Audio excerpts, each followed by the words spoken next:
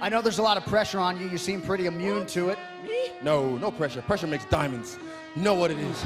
And like I said, I'm the champ. You want it, come get it. Dana, I want that shot next. I get the shot next. It's me. Nobody else. Me. Israel, the last style bender. Adesanya. Jared, the killer gorilla. Cannoneer.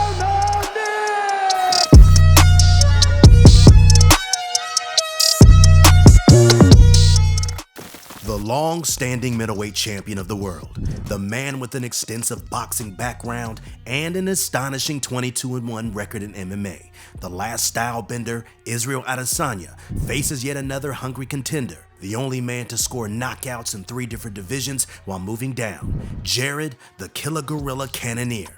Adesanya is looking for his 5th title defense at UFC 276, while Cannoneer's mission is to cause a massive upset. This is definitely a matchup to look forward to, so without further ado, we here at Athlete Central are here to tell you everything you need to know about it in this Ultimate Fight Breakdown. Recent fights.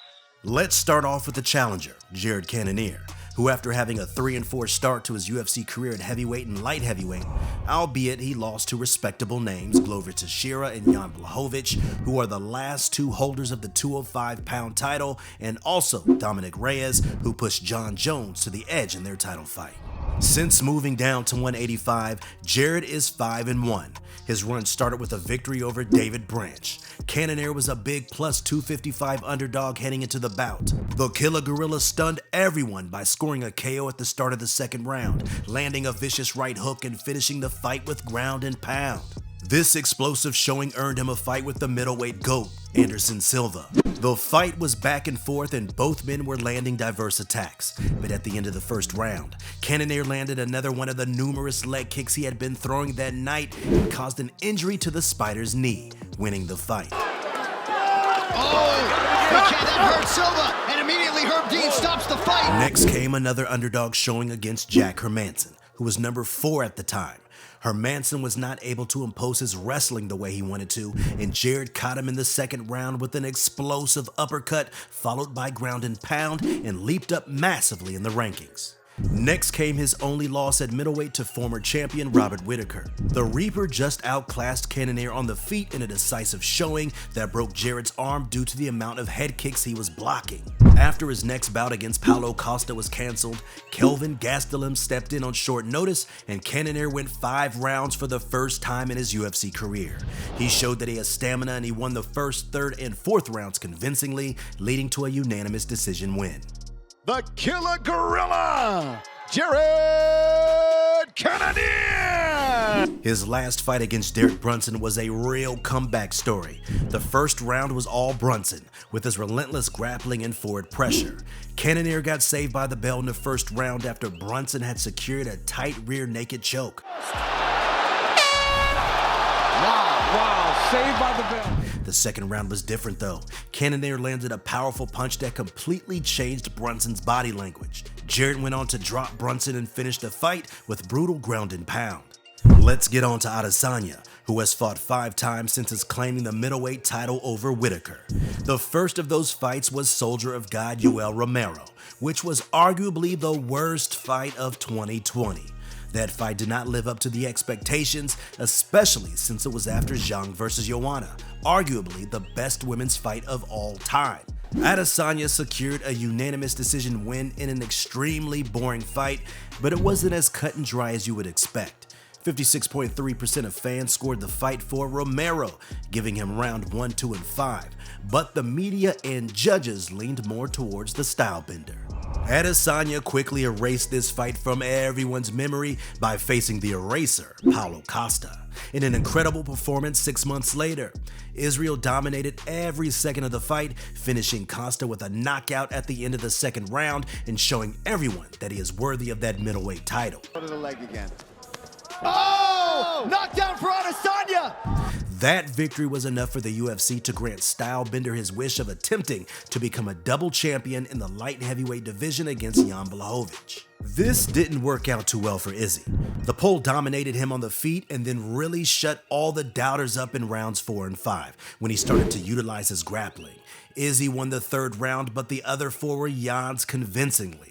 Despite the commentary team being biased towards Adesanya, he was a -260 favorite, but the bettors lost a lot of money on him this time around. His next fight was a rematch against the Italian Dream, Marvin Vettori. People thought that Vettori could also use his grappling much like Blachowicz to defeat Izzy, but Adesanya showed that without the size disadvantage, his takedown defense is extraordinary. Stylebender outclassed Vettori on the feet and cruised towards an easy unanimous decision victory. His last fight was another rematch, this time against a fighter who he captured the title from, Robert the Reaper Whittaker. This time around, the fight was a lot more competitive, with some even giving the nod to Bobby Knuckles. It was not a very entertaining fight, with both fighters being cautious of one another. The first and third rounds were clearly Izzy's, while Whittaker took the fourth and fifth rounds in the eyes of pundits and fans. The second round is where it was up for debate, but the judges ultimately gave Izzy the victory. Attributes. When it comes to measurements, it is quite surprising because given the parameters, you'd think Adesanya was the one that used to fight at middleweight. Izzy is 6'4", towering over the 5'11" Cannoneer, but the difference is not as pronounced in the reach, where Adesanya only has a 3-inch reach advantage at 80 inches compared to 77. Adesanya is in the prime of his career, being 32 years old, but for Cannoneer, this might be his last chance to challenge for a title. The Killer Gorilla is 38. Striking. Now, let's get into the juicy stuff. The statistical comparison. Both fighters are strikers, so it's highly unlikely that this fight will go to the ground. The two are pretty even when it comes to striking offense. Adesanya lands around 3.84 significant strikes per minute, and Cannoneer is just behind him at 3.76. The accuracy is almost identical, with Cannoneer having 1% advantage. His is 50%, and Izzy is at 49%. We do see a difference when it comes to striking defense though, and Adesanya's kickboxing background really shows. He absorbs 2.56 significant strikes per minute, while Jarrett absorbs 3.29, significantly higher than Adesanya's. And given the fact that these stats also include his time at heavyweight, where the output is generally lower, Adesanya has a clear advantage here. The defense percentage is very close, with Izzy at 61% and Cannoneer at 63%. When looking at the physique of the two fighters, you would expect Jarrett to be a lot more powerful, but even though 9 of his 15 wins have come by knockout, with some of them being absolutely vicious, Adesanya is also prolific in that department. 15 of his 22 wins have ended by KO TKO, with 2 of them coming in title fights. Grappling. Neither fighter grapples a lot, and this is especially highlighted by the fact that Adesanya hasn't attempted a single takedown across his 12 UFC fights. Cannoneer doesn't use it much either, but he averages 0.23 takedowns per 15 minutes and has a 50% accuracy with them, which is not bad. When it comes to takedown defense, Adesanya is up at 77% and Cannoneer is at 65%. Although it is very likely that neither man is going to defend any takedowns in this bout. When it comes to submissions, Adesanya, although never securing a submission win, attempts 0.2 per 15 minutes, while Cannoneer has not yet attempted one in the UFC, but has 3 wins via sub outside the promotion. Prediction. This fight is probably going to have one of 3 outcomes. The most likely outcome, which is a tactical stand-up fight that might be boring, a brutal KO on either side, or a war. The reason the latter two are more unlikely is because Izzy has not been even close to getting knocked out in MMA outside the Gastelum fight, and Cannoneer has shown that he has a strong chin at 185. Also, given Adesanya's recent outings, a slugfest is highly unlikely. Adesanya will most likely try to utilize his reach advantage and throw kicks on the outside, keeping Cannoneer at a distance. Izzy's high-level striking and Cannoneer's lack of wrestling threat makes this a favorable fight for the champion.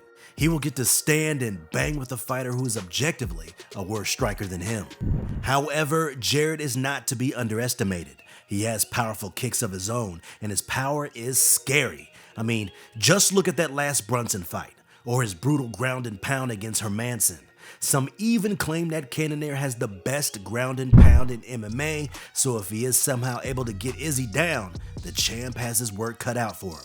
Adesanya's striking versatility will cause Cannoneer problems though, and his varied arsenal of kicks and combinations is a handful for anyone at 185 pounds.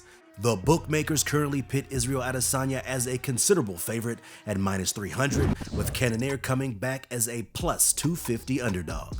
Thank you guys so much for watching today's video. Who would you guys put your money on? Drop your fight predictions in the comments below and make sure to like and subscribe to never miss an Athlete Central video. Until next time.